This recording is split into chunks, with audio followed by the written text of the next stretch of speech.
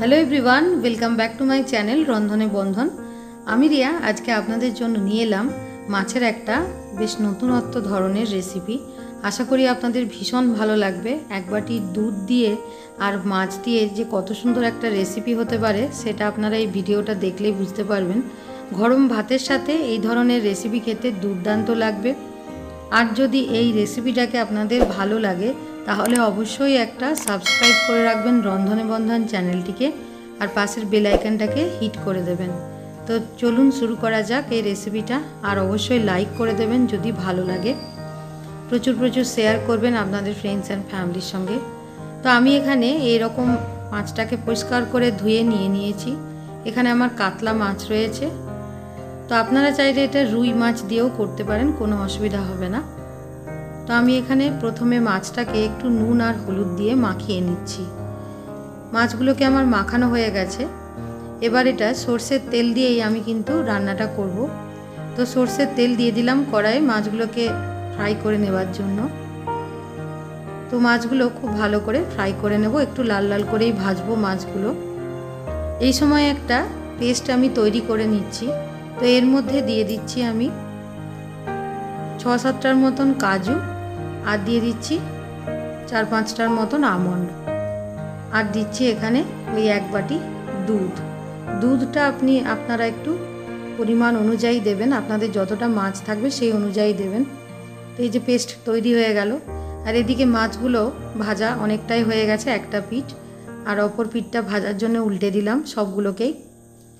তো দেখুন এখানে মাছগুলো বেশ ভাজা ভাজা হয়ে গেছে, আমি কড়াই থেকে সরিয়ে নিচ্ছি। এবার কড়াইয়ের মধ্যে অল্প তেল আছে, আমি আরও একটুখানি অল্প তেল এর মধ্যে যোগ করলাম। তো এখানে বাকি গ্রেভির প্রিপারেশনের জন্য এখানে দুটো শুকনো লঙ্কা, একটা তেজপাতা, একটা এলাচ, লবঙ্গ আর দারচিনি দিয়ে দিলাম। তো এই ফোড়নটা এখানে ইউজ হবে।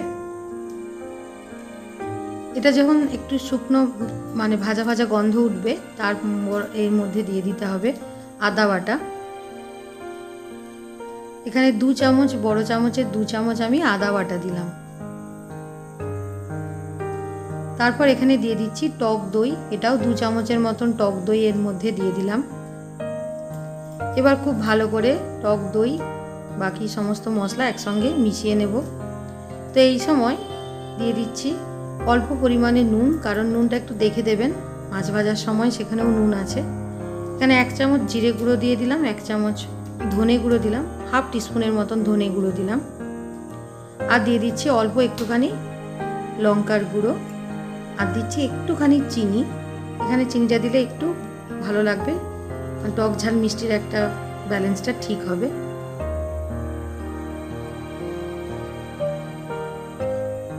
এবার এখানে যে বেটে রেখেছিলাম আমি দুধের সাথে কাজু আর আমন্ড, ওই দুধটাই এখানে দিয়ে দিলাম। খুব ভালো করে এটাকে এবার একটু মশলার সাথে মিশিয়ে নেব। তো দেখুন আমার এই গ্রেভিটা অনেকটা ফুটছে। তো এই সময় মাছগুলো দিয়ে দেব। তো এই রান্নাতে কিন্তু জলের ইউজ হবে না, যদি প্রয়োজন পড়ে গ্রেভিটা বাড়ানোর জন্য বা কমানোর জন্য আপনারা যেরকম রাখতে চান সেখানে শুধু দুধই ইউজ করবেন, কোনো রকম জল কিন্তু ঢালবেন না। তো এখানে আমার গ্রেভিটা অনেকটাই কষাতে কষাতে অনেকটা মরে এসছে, গ্রেভির পরিমাণটা অনেকটা কমে গেছে। তো আমি এই জন্য অল্প পরিমাণে দুধ আমি আরও একটুখানি এর মধ্যে দিয়ে দিলাম। যতটা ঝোল ঝোল রাখতে পছন্দ করবেন আপনারা ততটাই রাখবেন। তো বেশ খানিকক্ষণ এবার ফুটিয়ে নেব 5 থেকে 7 মিনিট, তাহলেই কিন্তু তৈরি হয়ে যাবে দুধের সাথে এই মাছের রেসিপি, দুধ কাতলা মাছ রেসিপি। তো দেখুন খুব সুন্দর একটা কালার হয়েছে। এবার শেষকালে আমি একেবারে অল্প পরিমাণে একটুখানি গরম মশলা ছড়িয়ে দিলাম। আপনারা চাইলে একটুখানি ঘিও ছড়িয়ে দিতে পারেন, দিয়ে গরম গরম ভাতের সাথে সার্ভ করুন।